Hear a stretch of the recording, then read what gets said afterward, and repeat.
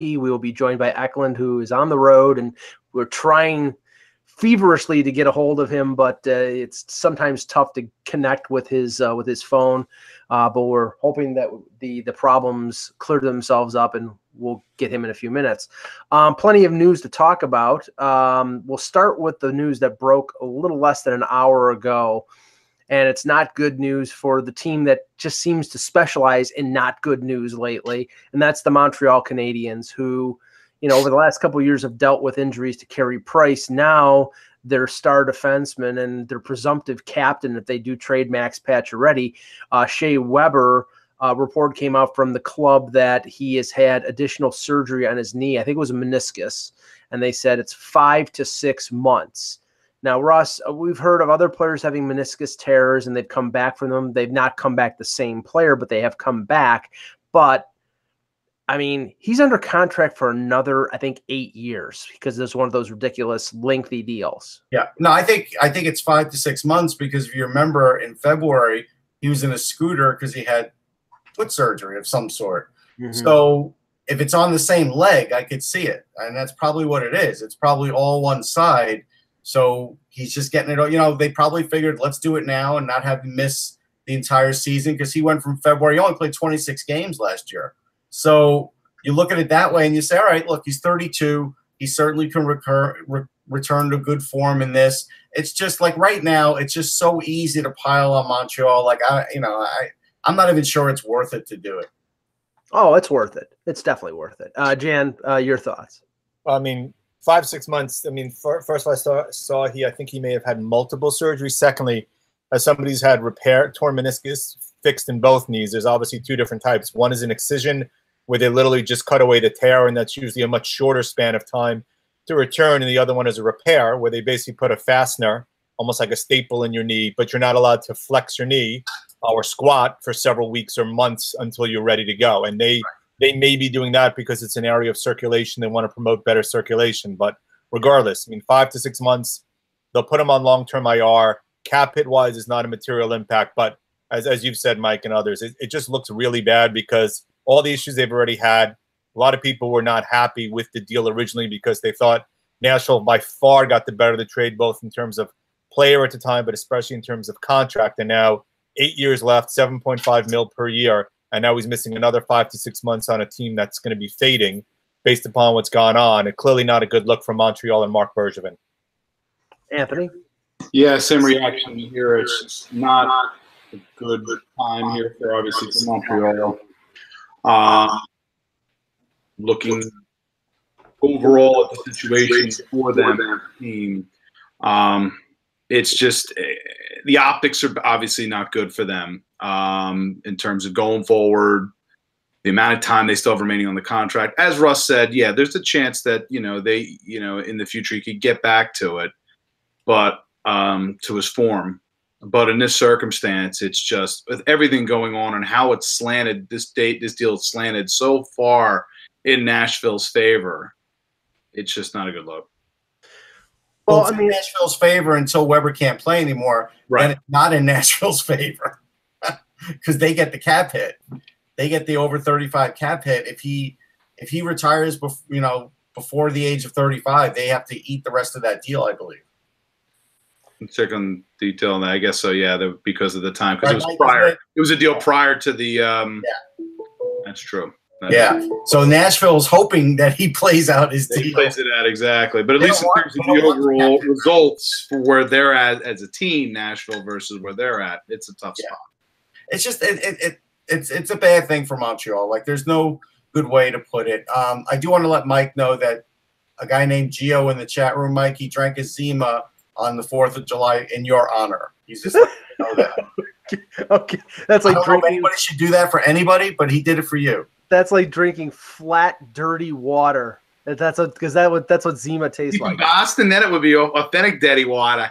Yeah, it's like 20-year-old Pellegrino. That's what it tastes like. But okay, going back to Montreal here for a second. The thing is, there's been a lot of talk about them trading Pacioretty, and I mean, unless this team is fully on board with the rebuild, if they trade Pacioretty with a year left and they're not interested in re-signing him, and if they do that, they're in the Jack Hughes sweepstakes. They really are. I think they're in it regardless. Okay. But they're Pacioretty, no Pacioretty, without Shea Weber, they're in the sweepstakes. Well, because it's been floated out there, Russ, that they're talking about playing Kotkaniemi in the NHL as an 18-year-old. And they still might. And, again, that's a whole other can of worms. The one that the most unhappy person probably is Claude Julien, because, again, he is the one that just sort of took on this team that was taking on water, and it's just not improved. And it's not an easy team to coach. It's just not. No, and we can sort of transition from that to the other train wreck in the Atlantic Division, which is the Ottawa Senators. Now, we'll hold off on the Carlson thing for a minute, but there is other talk about Matt. And Matt Duchene is one of a few situations with this team that sort of have to be resolved and resolved quickly. Duchene's got a year left in his contract, and he's a UFA. Now he was on board with coming to Ottawa, but basically when the trade happened, but now with this general just like destruction of this team, which appears to be in motion, I'm sure he's probably, either going to be traded before the deadline or traded this summer as part of this rebuild. And there's some speculation out there that the New York Islanders are interested in Matt Duchene, but Russ, here's the problem with the Islanders. It's like the assets that people want from them are the ones that they don't want to move. Right. The Islanders, I think people are only saying the Islanders are interested in Duchene because they're interested in him the last time. In March, Duchene was interested in having contract talks with Ottawa, and they may have stalled that until they can take care of the Erik Karlsson talks, and then they may very well sign him. I don't think Matt Duchene's going anywhere. I just think he's being held up by Karlsson, and I think Islander fans are just floating the Duchene thing because it's like, hey, we went for him once, let's go for him again. It's like Lou Lamoriello was just on Sirius XM, and now everybody feels good about the team because now they're all like, I don't know what he said, right? I didn't listen to the interview. Mm-hmm. I can't imagine he's saying they're competing this year, so he probably went with some sort of rebuild speech, and that's the way they look right now, and that's the way it's going to go for them. So Matt Duchene, would he want to go on the island? Probably not. Well, the good question is, would he want to stay in Ottawa, right? He could just play out the 1 year. He can play out the 1 year and go to become an unrestricted free agent. I mean, why would you want to go to Ottawa now, given everything else that's going on there? I mean, why would you want to sign a long-term? Well, he's from there, and he's still playing in Canada. Right. If you go to the Islanders, you're playing in multiple rinks, and you're playing, again, when you play in Barclays, you're playing in that three-quarters empty stadium this year. And right. No, what I'm saying is, he may just want to go on from Ottawa also. He may say, you know what, I'll spend my year, I'm in Canada, but you know what, I don't see the team having a direction moving forward either. I'll wait till the year is up, and then I'll sign somewhere else as an unrestricted free agent and, quote-unquote, take my talents elsewhere and find somewhere where I have a shot potentially of winning. After many attempts, we have Eklund on the line. Hey, Ek. Hello. Sorry, I was pulled over to the side of the road there to try to get this to work. But yes, welcome to the Atlantic City Expressway. Okay, we didn't touch on Karlsson because we figured that you were going to want to talk about it because it was in your blog today. So, go ahead. No, for sure. Uh-oh. Stopped here. That's really funny. Sorry, there's I'm getting with Tolbert, and this woman's gotten out of her car, decided to borrow money from somebody else across the street. And anyway, sorry, we're good. This is the weirdest thing I've ever seen. All right, yes, so here we are. Erik Karlsson. So the latest, of course, this morning is this whole Tampa connection, which makes a lot of sense because he's Tampa's we don't know where they're getting all their money from, but they are definitely signing people like crazy. And a lot of people thought with the McDonough signing that this was never going to happen, right? But I looked at their cap back, and this is the thing, and I wrote about this because clearly a Karlsson move to Tampa would be a counter to the Tavares move in Toronto. And if you look at Tampa's cap right now, 3 veteran defensemen, Coburn, Strawman, and Girardi, All their contracts expire next year. They're all UFAs. It totals up to over $11 million. That would be your money for Karlsson. And then probably you They're see still going to have to move somebody now in this trade, though. They only have 4.6 available, and he's 6.5. Plus, they've got to sign, I think, an RFA or two. So, right.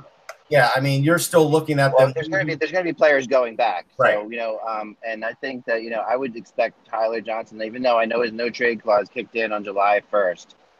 I wouldn't be shocked if he was a part of this deal. Yeah, and he makes $5 million, so it makes sense. Well, and based on what has been reported out there for what Ottawa is looking from other teams, I would think that it would have to start with Sergachev. If it doesn't, then I don't know what they're doing.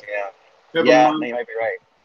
A little minor note here, just that's already kind of been forwarded to me, that I hate using Instagram, but we do have to keep. I think it's probably one of the better ways to kind of keep an eye on what players are doing. Apparently, Erik Karlsson has followed Steven Stamkos on Instagram. So take that for what it's worth. Yeah. But I love this. Kind of keep that sort of in mind. That's like Steven Stamkos liking Maple Leaf stuff on Twitter when right before, yeah, right before nothing happened. So you take that for what it's worth. I'd forward that little bit of information. I love it. I love that kind of stuff's awesome because it does matter. I mean, it is part of I mean, it could be Karlsson screwing people too. You never know. That's also part of it. I mean, I'm sure players have some fun with that stuff too. But I think it's great. I mean, I can't help but think back to the All-Star game with Karlsson and Hedman hanging out so much and all that stuff down there in Tampa, where it really looked like something could be going down there. I think that I think you're right in terms of the players that have to come back, and the first thing we saw was clearly at least the Flyers, and it was weird. Actually, the Flyers were actually doing stuff yesterday on the 4th of July a little bit, getting texts from people. But they were definitely in on this, and Gostisbehere was part of that deal.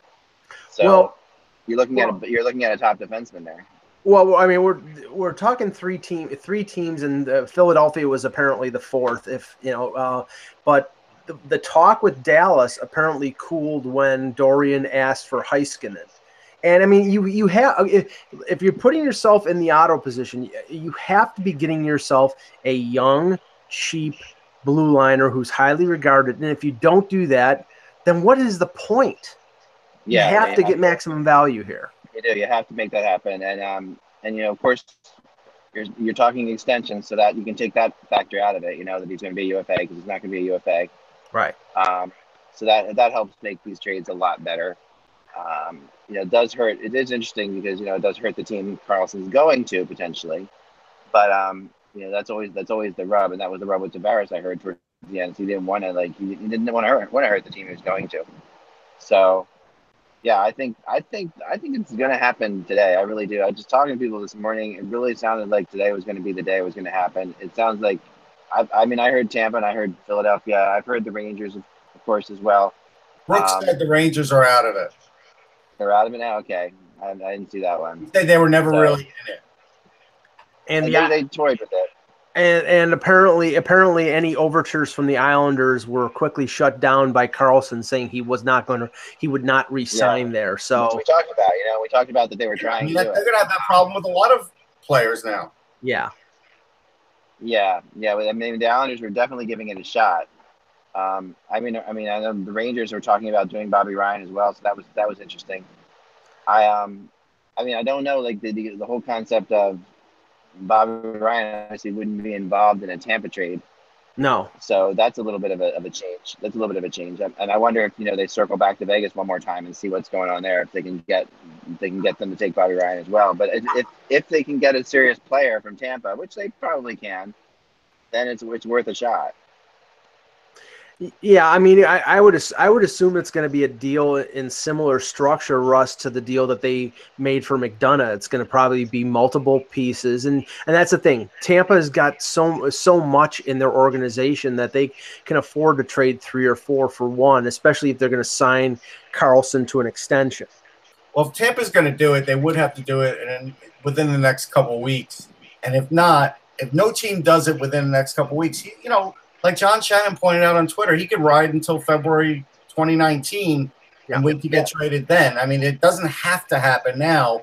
And so this is why Dorian is holding teams' feet to the fire, because if he doesn't get what he wants, he's probably not going to trade him. Yeah, but his ability to get value back is going to be severely decreased at the deadline. Yeah, it depends on injuries and who needs him really bad at the time that they need him.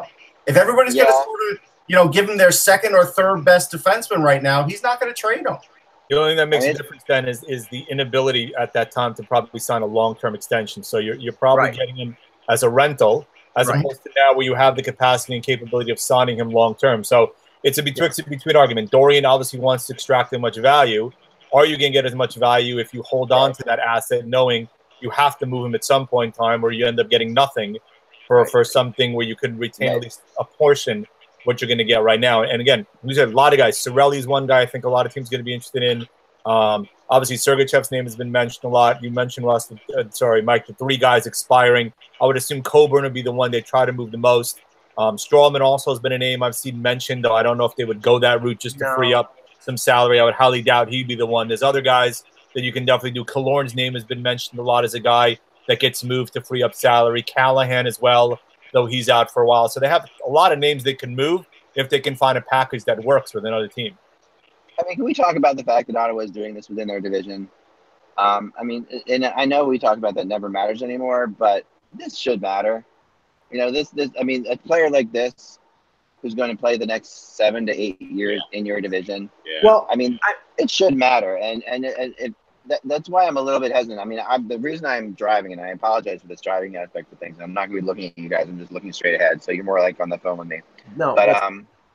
But the reason I'm driving right now is because I had planned to leave this morning at like 8 o'clock in the morning to get home after the 4th of July celebrations with the family yesterday down on the beach, and this all morning I've been on the phone about this, and the fact is that that Tampa is definitely close, and I had heard that they were close too before Don Brennan put the tweet out there, but I had also heard that there were people out there who believed that that Dorian was trying to get one partner in a solid position so he could actually go to somebody and say, I've got this offer from Tampa. Mm-hmm. And if you've got that offer from Tampa, then you can actually force other teams to do something. And I would bet that would be Dallas because, Dallas appears very interested in him. And I would assume that Dorian, like in the Hoffman situation, would rather trade him to a Western Conference team so they face him once at home rather than have somebody in their own division who eventually they could face him in the playoffs whenever the Senators get back to respectability. They don't want to see Erik Karlsson more than once, and there will be an Atlantic Division tax for them if they trade him to Tampa. Even in general, just an Eastern tax period. Let's say there's, it was Philadelphia in this circumstance, which I don't think it's going to be. Let's say if it is, you're talking, as we said, Gostisbehere is likely. We know what the other potential return is going to be. They're going to ask for a first-round pick. Philly's 2019 first-round pick, almost certainly. Yeah, and a top prospect. What's that? And prospect, or it could be a roster player. Maybe as Bill Meltzer mentioned in his blog this morning, as he kind of went back and forth as to what a negotiation between Dorian and Hextall would look like. You would probably get down to the point of Oscar. They would go back and forth, but probably Oscar Lindblom would be a likely ask there because that would be 2 roster players and a first-round pick. And I can add on to that because I heard that that Alex Lyon is the guy that they really liked in Ottawa, and that's from a very, very good source. So I thought he would be included. Not that that's a big deal for the Flyers because the Flyers do have a lot of goalies right now. Well, that would only that would portend a potential of an Anderson deal because they have, and I mean, they have Condon who can play, and he could probably be a starter stopgap for a year or two. They have Gustafsson as their goalie of the future, so I'm assuming that if they were interested in Lyon, he would be basically a stopgap number 2. But in a Philly deal, on top of Gostisbehere and a first-round pick, I would think it would have to be like a Rubstov or a Frost. Somebody like that would be thrown in too. There's no question. Yeah. Well, there was a big no, and I don't know if Bill put this in his blog because I didn't get a chance to read Bill's blog yet, but it was the word yesterday was like it would be a big no if they were trying to get Konechny in the deal. Like that would be a big thing. Yeah. It wouldn't happen. So that was something that they were gonna stay away from. But at Gostisbehere, I mean, it's an interesting thing. His history in Philadelphia is a little bizarre at times. He's come up in more trade rumors than he should have for a player of his talent.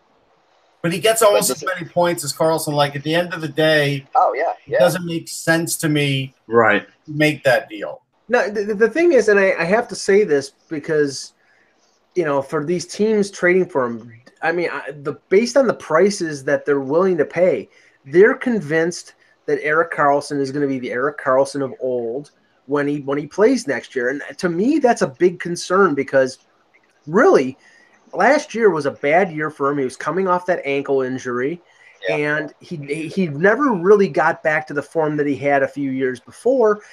I would be scared if I'm one of these teams. I mean, in Tampa Bay, you're going to have McDonough, Hedman, and him as a three-headed monster on the blue line. That's potentially the best defensive. Tampa's a different situation. Tampa's a slightly different situation than everybody else in the East because Tampa is the closest to winning a Stanley Cup, right? So Tampa is already, without Karlsson, a favorite, right?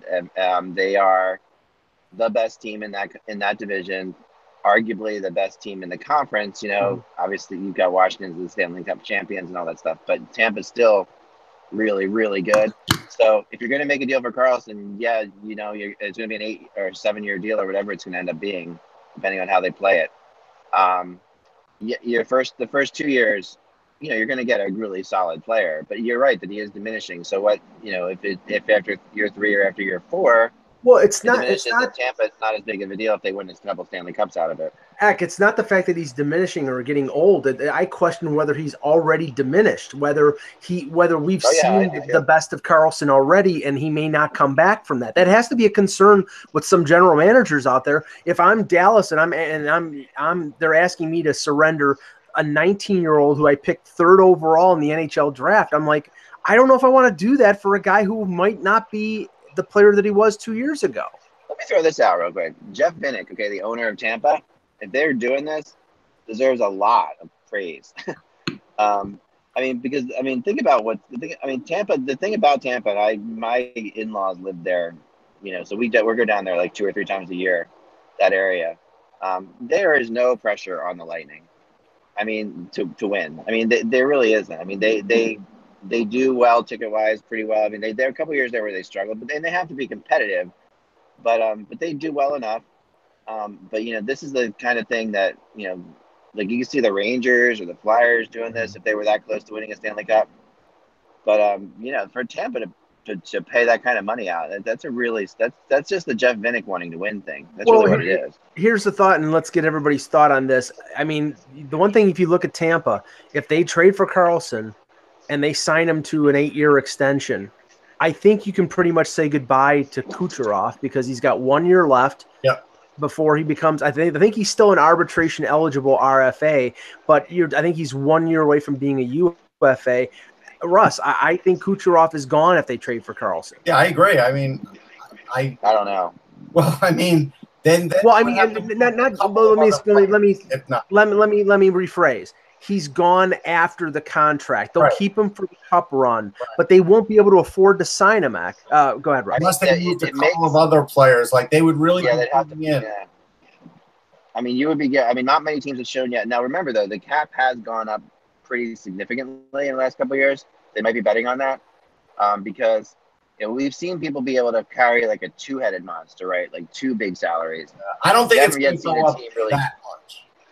We haven't seen a team yet really pull off a 3-1. This is like 3 $10 million salaries. That's something we have not seen, and that's what's going to be. And now I know Stamkos isn't quite $10 million. I don't think. Well, here you go. Tampa right now. Stamkos is 8.5. Yeah. Hedman is a little under 8. Yeah, it's almost 4 because you got Hedman. That's true. Yeah, McDonough is almost 7. Kucherov. Maybe this is telling us that they know something about Kucherov. Do you ever think about that? That's what it starts to say when you're right about these. It makes them, maybe they know that Kucherov isn't coming back. Right. They still have arbitration on him for 1 more year. And they can still hold him, but they know they could walk away. That arbitration number is going to be huge. Well, they're not going to. Go ahead, Russ. I believe Callahan's got 2 years left. They could buy him out next year. Yes. So that would free up 5.8, something ridiculous like that. I'll check. So that's a help. The other thing is, though, the other part of this really tough equation is Vasilevsky's going to have to get a real contract at some point. And Yanni Gord also is going to be an unrestricted free agent. Yanni Gord, I'm not sure they're that worried about. He's going to get paid. Palat's got probably not going to get paid by them. Yeah, but again, with Kucherov, they basically, I'll use the term, pulled the wool over his eyes and got him on a really friendly deal and underpaid him. He's going to look to break the bank now and recoup what he lost over the last couple of years. Sure, I agree with that. But Yanni Gord, they're not going to pay. Yanni Gord will probably get traded. They would save over $4 million for in 2019 if they bought out Callahan. So that'll happen. Yeah. Or they'll trade him. Or the thing is, I mean, he's had shoulder surgery. Yeah. You don't know whether he's going to come back from that. It could be a Robidas Island situation where he just says, "Oh, my shoulder hurts," and then the money just completely disappears. Right. Yeah. So you can't rule out that possibility. Like I said, Tampa can't do that as easily as Toronto can. You know, that's like, this is not a team flushed with cash. You know, all evidence to the contrary. They're spending it like drunken sailors for crying out loud. And that's why I put it. I mean, I put it on Vinnick because this is Vinnick wanting to do this. I mean, this is really, them not having a good cup. They're a team that needs to go 3 rounds in the playoffs to make money. I've been told. Mm-hmm. You know, they need to play into the 3rd round. You know, this year, I guess they did get to the 3rd round, right? So yeah. But that's they have to. That's to make money, So they're just making money. Granted, most NHL owners are just worrying about keeping the value of the franchise up more than they are about making money year to year. And unlike some other teams who, like I said, after next year they lose 3 veterans, maybe they get Strawman to take a hometown discount to stay there because he's been there for a while and likes it there. But it's not hard. They have Cuckoo, they have Dachin, they have young defensemen in the pipeline that they can fill those spots with, so they can afford to pay the top 2 or top 3 on their blue line an exorbitant amount. Yeah, but this is, we'll see. I mean, it could play out. I mean, it'd be interesting who goes in that trade because you think they're going to have to move somebody. One of these guys we're talking about that's going to be potentially making a ton of money. It's going to have to go in this trade, right? So. Well, I'll tell you one thing: if they do follow what Russ said, and it's Tyler Johnson, that gives you an indicator that the hold that Cooper has on that team is lessening, because John Cooper would never allow one of his inner circle, his inner sanctum, to be traded. I think it extended Miller, Mike. It showed that Johnson's pretty expendable. Not that they play the same position, but just that hey, they needed to get bigger and a little more physical. I needed to get rid of some of these smaller guys. That's why I expect Johnson to move. Yeah. Yeah, I mean, the question is, though, they had that, will Tyler Johnson to accept the trade to Ottawa? There was a no movement clause with him until July 1st. That's why his name was coming up. I don't think he'd stand in the way. That's a big deal. Like, honestly, going from a team like that to Ottawa. They may retrade him. Like they might say, hey, you'll spend a few months here and you'll be gone by February. It's not like it's Matt Duchene with a year left. He just signed a 5-year extension. So they may assure him that he won't be there too. Well, okay. I mean, I'm not sure how much I would believe Ottawa management. Again, you got to look at it as selling points here too for players that Melnyk can sell to the fan base to come out to see the team as well. Right. From Melnyk's point of view, for sure. Yeah. But right now, they need guys. They need some kind of a selling point. But Johnson's got a full NTC, so he can control where he goes. Yeah. And regarding Ottawa, it's not only Duchene that's a problem. You've got Ceci and you've got Stone, who are both RFAs. I mean, the talk I heard from just from somebody who knows the Ottawa situation well is that Stone is looking to break the bank, like he's looking to hit $8.5 million. I was told today that Stone's going to arbitration. I was told that today. Yeah, I'm sure that'll happen. Going back to what Jan said, though, everybody always wants to applaud Steve Yzerman.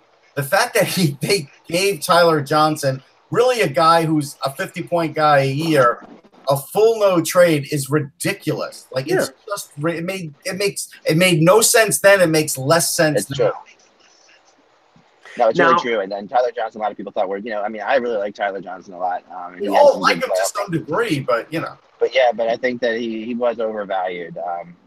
Now, Definitely. can we transition to the other fun scenario, the other fun team right now, which is Carolina, because Yeah. the Calvin DeHaan, first of all, the defensive market in this free agent class in this summer is so ridiculous that Ian Cole gets 4.25 from Colorado. Mike Green gets over 5 from Detroit.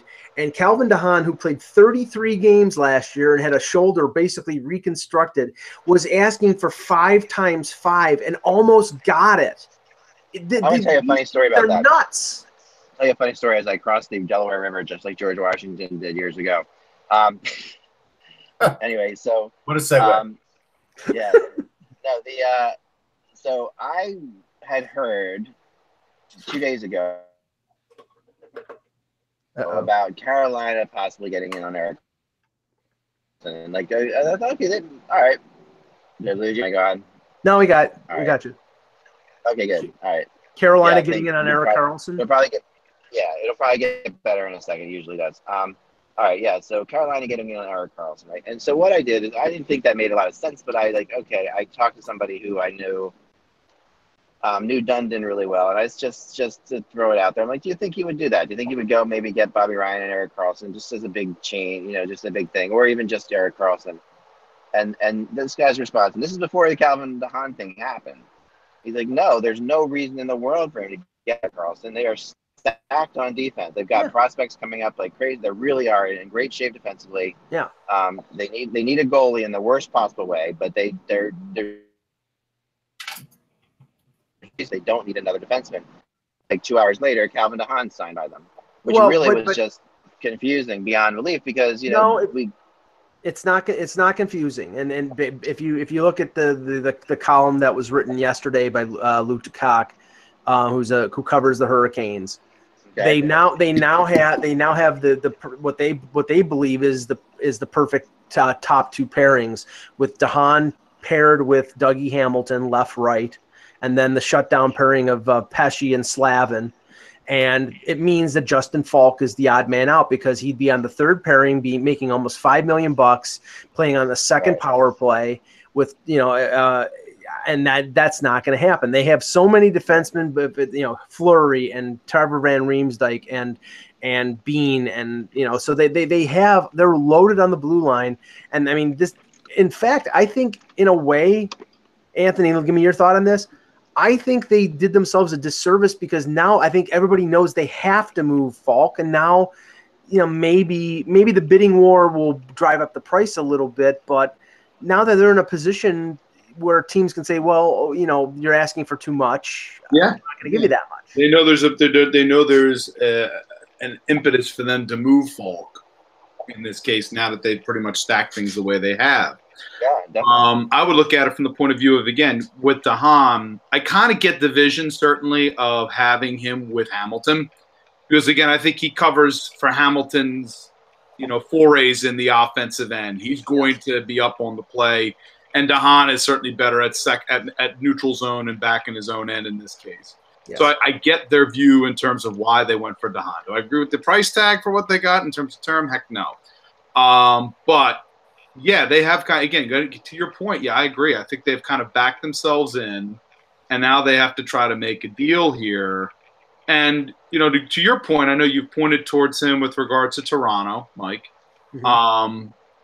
I think what you suggested is a possibility, Kapanen and plus. Because any of the other targets that were mentioned prior to, like anybody mentioning a Nylander or somebody like that is out to lunch. That's not going to happen. No. So, but they are kind of boxed in, so they're going to have to kind of look around a little bit. This is one of those things where I do wonder if they got to wait closer to when we get up to the time of training camp and preseason. If the team starts to get a rash of injuries on their blue line, and Falk's sitting there, and they got cap space, maybe somebody will give them a better offer. But it's a ticking time bomb in terms of that, though. I would think. Go ahead, Russ. The problem is, Falk only has this year and next year, so that's not a big deal. And 4.8, any team could fit in 4.8. But the big deal will be extending him because I think he is one of those guys that is going to hit free agency. I don't think he's going to extend with any team that he gets dealt to. So you pretty much know this is a Keith Yandle trade. And, Back in the day, the Rangers gave up too much for Keith Yandel, who went straight to free agents. Well, he had bargaining rights traded, as Jan pointed out, for a 6th-round pick, but whatever. Pretty much went to an extended rentals. He went to underground free agency, and Falk would do the same thing. And so you have to be careful what you give up for him. But this is where I think a guy like Dundon's going to have a lot of trouble because he doesn't have a lot of contacts in the league. Don Waddell does. But everybody's sort of used to, dealing with Don Waddell from the position of them not having a position of strength. I mean, let's look at a lot of his trades. This is going to be a tough one for Waddell to get back real good value for, knowing that it's a 2-season rental. If it starts at the beginning of the year, if it starts at the trading deadline, it's a 1.5-year rental. And if you want more of a connection between the Leafs and Carolina, yesterday the Leafs hired Eddie Olczyk's younger brother, Rick Olczyk, who was an assistant general manager with the Hurricanes. He has joined the Leafs as part of, I haven't heard the title, but as part of their management staff. And, Ron Francis and Dubas have a relationship. So there's a lot of interconnections between Carolina and Toronto. And if there was, a high opinion of Falk by those guys, I would think that would motivate Dubas. But it's not going to be Nylander. He's come out and said, I'm not trading Nylander. I think part of the pitch to Tavares was we're not going to get rid of all the young guys. We're going to keep them. We're going to find a way to pay them all. And he talked about how their defense, how he had a lot of confidence in their defense. But that's where I think, he has to talk that way. I don't know how you can have confidence in some of the defensemen on the Leafs roster right now. You've got to improve it. Otherwise, I think. All I have to say about that is the Olczyk signing was really interesting because I know it's somebody in Carolina that they had real issues with, and part of it was part of the Francis thing that really they just I did not know they signed him. That's an interesting one. That's an interesting one there.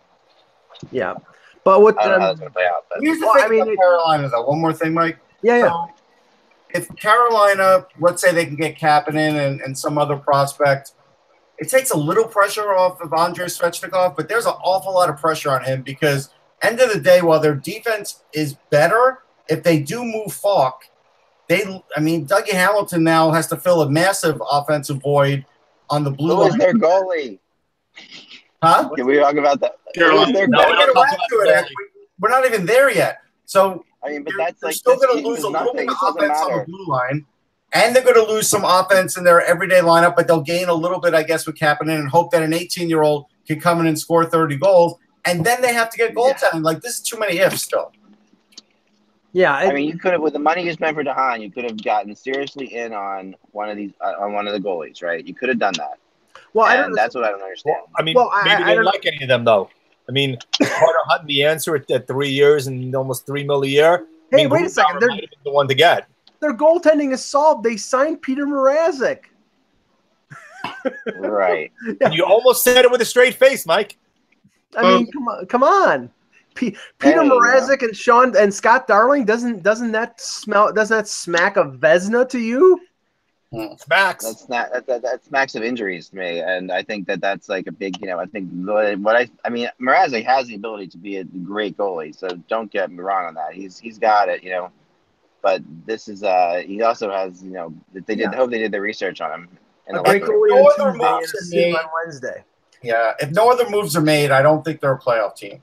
So they have to make something else to sort of get in it. Because, with teams like the Islanders and Rangers being out of it, there's a spot for Carolina to possibly jump in there, but they've still got to improve. Well, and we've said this before, Eck, and I know that you've mentioned them in the last couple of days. The fact that Carolina is struggles offensively and will struggle unless they do something, and hand in hand with that, they're trying to trade Jeff Skinner.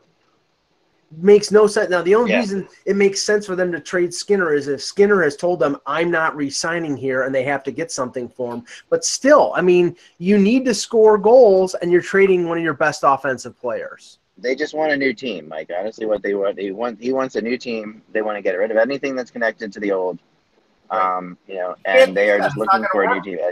And they're saying, okay, Vegas had a new team, and they were good. So this is the thinking. I know that for a fact. So it's a really weird position Waddell's been put in there. Yeah, and it's my opinion that I think Calgary got the better part of the deal with the Hannafin Lindholm Hamilton deal. I think they, unless if Adam Fox signs, then it balances out a little bit. It doesn't speak well to the possibilities of them getting equal value for Justin Falk, because with a defense market that is as barren as it is, and again I keep going back to this, but if Carlson gets traded and is signed to an extension, your top 3 defensive free agents next year are Jake Gardner, Tyler Myers, and Jay Bouwmeester, after it being Ekman Larson, Doughty, McDonough, and Carlson. That's horrific. It really is.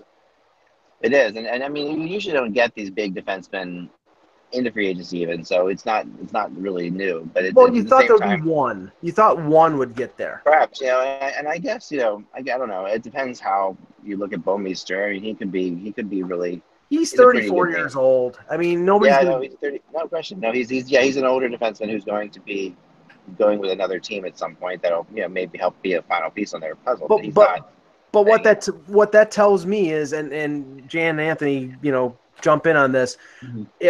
If Jake Gardner scores another 50, it puts up another 50-point season, he's going to get $7 million in free agency, because that's what defensemen get. Right. Yeah, anybody who's got an offensive push in terms of their ability is going to be getting that kind of money. It's just the way it is now in the NHL, with everything being as transition-based as the game is now. So, yeah, Gardner will definitely garner that, no question. Yeah, agreed. And I mean, my view on the Carolina trade is I actually didn't think Carolina did bad. I mean, they pretty much identified that they felt Lindholm was never going to fulfill his potential in Carolina, and they opted to probably, in their view, get the defenseman that fit best in their system while giving up a lot. And I think Fox is a big key, because he clearly was not signing in Calgary. So if they can sign him and they get those assets, it's a pretty solid trade for both sides. No, that is. But here's the thing about Lindholm. He was Bill Peters' guy, and Bill Peters. Yeah. When the second he got there, he said, "I want you to go get him." Like, that was the one guy that I've found that I've worked with so far in this league that I really like and trust, and I think it is Lindholm. So that was, I think, Lindholm's not signing in Carolina and refusing to basically, making their negotiations hellish was to get him out, because he knew Peters basically talked to him and said, I'm not saying there's tampering, but this is these guys know each other well enough to know that Calgary was going to try to get him. Well, if we had known how much, because after talking to people in Calgary, I was amazed at. All right, hang on. No, I got to give you a quote. I just found this because I was curious. There was an article written pre Mrazek signing on Carolina looking for a free agent goalie, and here was Don Waddell's quote. He goes, "I don't need to shop at Neiman Marcus. I can wait and shop at Walmart and get the same players." No, I think he got a Walmart goalie. I do. Wow. Yeah, I mean, now they're not married to Mrazek. He's only making 1.5. So if he sucks, they made it a big deal. Like, hey, we're going to get somebody really good as a free agent goalie, and they haven't. They haven't traded dinner. They haven't really call him more like much. He's more like a target. He's more like a Target goalie than a Walmart goalie. Like, but but honestly, he looks pretty good, but he isn't going to last very long. Yeah, the Target is his 5-hole. Other than signing Mahan and Mrazek, what have they and drafting Svechnikov? What have they really executed to do what you're saying, Ek, to turn over this roster, and to do what I'm saying is to get better? Right. But the Hamilton trade. But beyond that, the Hamilton trade. I mean, and that was to get rid of Hannafin, who they weren't going to be able to re-sign, and letting Derek Ryan go, and he joins the other half of the team that went to Calgary. Right. So no, I mean, I mean, granted, we don't know what direction that the Hurricanes are going in, but my perception is the direction is down. I mean, I think they have some young players. I like Hamilton. I was an advocate of Toronto trying to get Hamilton because he was the right-handed defenseman that they needed, and he got exchanged for. Guy too. Yeah, and he's a Toronto guy. So, but. Yeah, I mean, I think that it goes with what you're saying, Ek, in terms of them changing over the culture on that team for them to trade Falk, because Falk has been ingrained there since he was, I think, 19 years old. So, I mean, it feels like the only person they're okay with is Stahl. Like they're okay with him. They're going to keep him there. They like him. Well, they're obviously okay with Justin Williams because he and he and the coach are buddies, and Right. you know, Well, I think what it comes down to there, though, is you have two players in, Jordan Stahl and Justin Williams, who are both like, who want to be there and acted like they wanted to be there, right? And they're there because they want to be there. So, yeah. I mean, Williams will be 37 this year. Like, is he going to still get 50 points? I don't know. He may not. Do we put any stock? Do we put any stock in the coincidence that Brindamore and Kapanen's dad were teammates for a few years in Carolina? Does that mean anything, or is that just coincidence? Are we talking about in a potential trade scenario? In a potential trade scenario. I think there's always connections, Mike. I mean, you have to keep in mind there is history there, but again, it wouldn't just be. Well, knows him, and Kapanen played a lot of youth hockey in the area and stuff like that, and was quite a legend in the area. And Brindamore's kids played. They definitely. I mean, Kapanen. He was a really good. Because question that they knew of him, and he was around the rink too. Yeah, because I mean, it's come out since this is the weird thing. It's come out since the signing of Tavares in Toronto that there was a lot of connection between the Shanahan family, which was really into lacrosse, and the Tavares family, which is Uncle John was a lacrosse legend who played for Buffalo and is from the Toronto area, obviously. Right. And the families knew each other, so that connection was one of a number of factors that helped along in him signing in Toronto. So you can't over or underestimate those sort of connections that are there. No, but you can definitely overestimate lacrosse itself, because it is lacrosse itself is a combination of America's two least popular sports, hockey and soccer, there's no two ways about it that lacrosse itself is an absolute waste of time, but just throw that out there. Well, I know that cigarette sales go up downtown when the Buffalo Bandits have a game. Indoor lacrosse is kind of like wrestling and hockey. It's a little different, but indoor lacrosse is fun. Box lacrosse is great, but man, lacrosse itself. Beating up people with sticks. There you go. Yeah, it's a horrible sport. Just a bash lacrosse fest here, aren't we? No, it's a horrible sport, especially if you have a daughter, because like the rules. I don't want to get into it, but they don't like. We've gone into it. We're not going there again. Yeah. They don't let girls. They don't let girls wear helmets or gloves. Right, girls lacrosse, which is like the most crazy thing in the world. So it's like I've lost total respect for the sport. I think it's insane. I think it's sexist. I think it's a ridiculous sport. Any more rumors before you offend more lacrosse fans? No, so I'm just saying, if people are friends via lacrosse, I don't know what to make of it. So this connection with Shanahan and Tavares family is very, very weird to me. TJ Brennan was a good lacrosse player. So here's a little note. Go ahead, Ross. Dan will like this note. By 5 o'clock, the Rangers will have to have answers on Gilmore, Hayes, O'Gara, Nieves, Shea, Spooner, and Vesey for going to arbitration. Now, this isn't Glenn Sader anymore. So, because Glenn Sader would always avoid arbitration. Jeff Gordon, I don't think he could avoid it on all these guys. So there's going to be players going. Even if you say you're going to arbitration, you still can sign them before you actually have the hearing. So, who allows us another buyout? Arbitration. You can have another buyout that we didn't have originally. 7 guys. This is the most I can remember in the whole time. On the biggest story today in hockey, which is actually Shea Weber. I think. I don't know if you guys touched base on this already or not. Talked about it off the top. But you can give your thoughts. This really changes things drastically in Montreal, and puts Montreal into a weird spot, and really further enhances. You don't think they're a cup contender now? Is that what you're saying? Calder Cup. Yes, we know. Yes, we know they never were. They were never a cup contender, but they And isn't it crazy that it was just a year ago that Carey Price was signed to that big contract? 1 year ago. But I think that this really is a tough one, and puts them into a terrible spot in Montreal. They're already trying to do things. They're having so much trouble. Bergeron's trying his best to make this make something good happen, and he hasn't been able to make anything happen. It's crazy. I mean, it's a weird scene there. They have who knows what's going to happen next, but it's a bad story. Well, I just to finish off here, I said that does this affect the potential Pacioretty deal because honestly, if they trade Pacioretty and they get young prospects back, you're talking about them being in the Jack Hughes sweepstakes. You're talking about them being a bottom dweller in this league. Yeah, you are, and you're also talking about a division of a totally just disparaging division between Toronto and Tampa potentially with Erik Karlsson at one end and Ottawa and Montreal on the other. It's just big shifts between teams in this division. The best and the worst teams can be in the same place. It's a division of haves and have-nots, because I think Buffalo will be a little bit improved, but I don't think they'll be anywhere close to a playoff spot. Montreal, Ottawa. So you have three teams that are guaranteed to be in the bottom, probably 5 or 6 in the league. And maybe Florida improves. Maybe I don't think Detroit's going to improve, even though I think is going to be a team that is almost guaranteed a playoff spot with any kind of decent play. Yeah, well, the only thing I worry about with Florida, the Metro is now, Mike. I mean, you don't think 5 will come out of the Metro? No. Okay.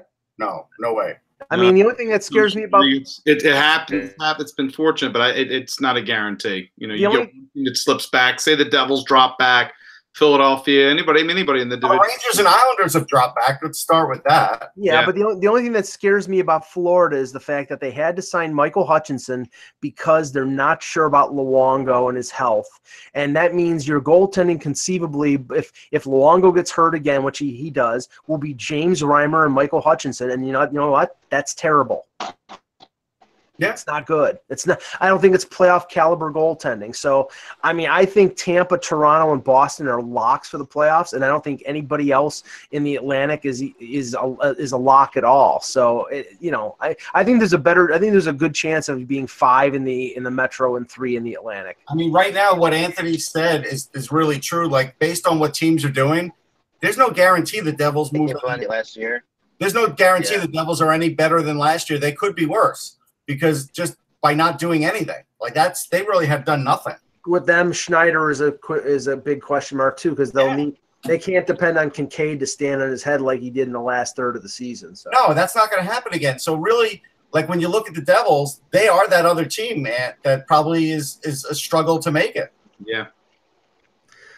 Okay, they're really fast though. Yep. They're really a fast team, and I think you have to look at what Florida did last year towards the end of the year. If you go the last 3 months of the season, Florida's one of the best teams in hockey. No, I think I always the playoffs this year. I do. Right, but I always look at that.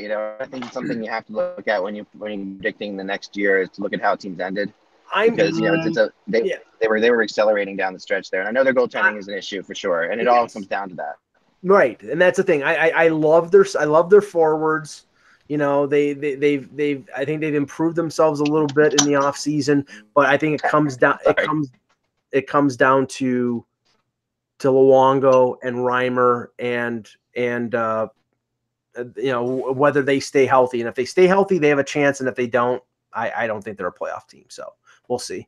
I think X locked up here, so we'll just end the show. Okay. All right. Thanks, Zach. Thanks to Jan Levine. Thank you, Anthony Mangione. Thank you, Russ Cohen. I'm Michael Agello. Thanks for watching. And remember, without the buzz, it's just hockey.